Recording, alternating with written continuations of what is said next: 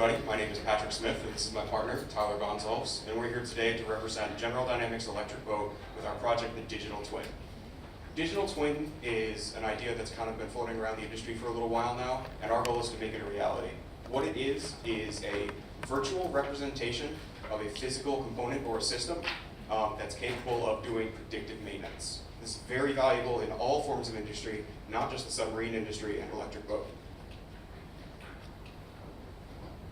Our main motivation for this project was to reduce the component's maintenance time, gather valuable data, prevent failures, and expand the lifetime and the performance of these components and systems. On submarines, it's very important that the submarines spend as much time out in the ocean as possible, so by making this digital twin, hopefully we'll be able to reduce the amount of time it has spent in dock getting maintenance performed on it. This is very valuable to the company, very valuable to the Navy, and very valuable across all forms of industry. The best anticipated outcome for our project would be a digital twin that is capable of accurately reading the current state of a component or a system and displaying the information, the data that it's gathering to the user effectively, as well as being able to predict the remaining lifespan of the component and predict the future likelihood of a failure. That is the main point of our project, and that's what we're focusing on heavily. The other key important aspect is accuracy. It's important that we are very accurate with this because this is vital information that can be incredibly useful to everyone. Here we have a block diagram of the hardware so far. This is what our main hardware setup is going to look like. We were given a lot of leeway with how we wanted to set things up, so we decided to use a Bosworth Guzzler pump as the foundation from which we're going to collect all of our data and create our digital twin from. From there, we used a water tank and a flow system to flow water through the system to collect data with, and we have a sensor suite hooked up around the pump, sending data to the microcontroller. We chose an Arduino as our microcontroller because its versatility and its ability to add easily more sensors as we continue into the project. Our key hardware accomplishments thus far, like I said, we were given a lot of leeway with how we wanted to choose our project, how we wanted to make things. So we started off by selecting components. We tried to use them based on compatibility and their ease of use with one another. So we started off with a pump. We chose one that was more than large enough for us to easily hook up sensors to and easily be able to add more in the future. We created the water flow loop, which you can see here. It takes water from the pump, it puts it down below into the tank, and sucks it right back up. It's all nice and secure, completely self-contained, so that nothing's going to leak out and damage our electronics. And finally, we have our main sensor suite, which consists of an electrical current sensor, a speed sensor, a water flow sensor, and a sound sensor. These sensors, you can actually see one of them hooked up right there. That's our water flow sensor hooked up to the output of the pump, constantly taking data on the speed of the water as it flows through. Underneath that blue cover right there, we have a speed sensor monitoring the constant speed the engine is spinning inside the pump. We also have an acoustic sensor not pictured here and an electrical current sensor mounted underneath the pump, constantly taking measurements. We chose all these sensors to be minimally invasive to the pump so that there's no way they're going to interfere with the pump's performance in any way.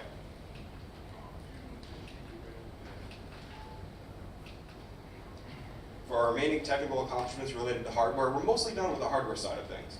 We still want to add some more sensors, maybe later down the line we find a temperature sensor is necessary, and we're more than capable of adding that in. The Arduino has plenty of space for expansion. The pump has plenty of places to put it on, where it's easily to add in. We may want to mount a power strip and improve the overall aesthetics of the pump, just as a kind of performance thing and make it appear better. As far as safety goes, because we have this closed loop water system, it's pretty secure. All of our electronics are going to stay nice and dry, but we just want to be extra sure that nothing gets damp. So we're going to try and put in drains into our cart, and they improve the waterproofing of the electronics by putting them in a nice waterproof container to make sure that nothing gets wet. Now I'm going to pass it over to my partner, Tyler Gonzalez, and he's going to talk about the software aspect. Thank you, Patrick. So for the software side of things, the hardware sends all of the data to sound sensor interfaces that I created and applies data processing algorithms to extract the valuable information we want to display and finally display all of this to the GUI so the user is able to get a bird's eye view of the system and see how the components are performing. Now for the graphical user interface, it is displaying all 4 sensors in near real time and providing all current information to the user. It is responsive to any changes inside the current sensor's readings, and as you can see here, it is able to display the normal readings right now, and will display critical and suspicious readings and change the text color so the user gets a notification that something is off with the sensor.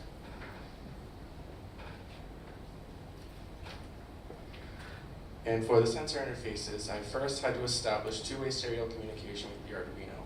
And via MATLAB libraries, this was able to be done, and I was able to apply unique data processing algorithms for each sensor, including fast Fourier transforms, or FFTs, and other mathematical equations to predict future readings and determine critical and suspicious readings, as well as the current reading from the sensor.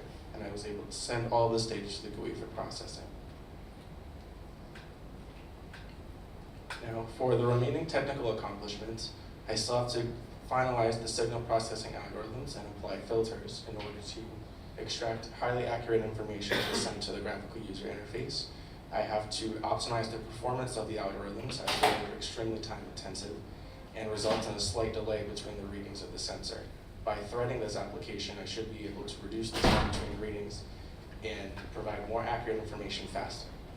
I have to develop a database to store the data and read the data into the future design machine learning algorithms to predict the likelihood of failure and remaining useful life of the system. And finally, I need to display the GUI and improve all of these features and display all of the new features as needed.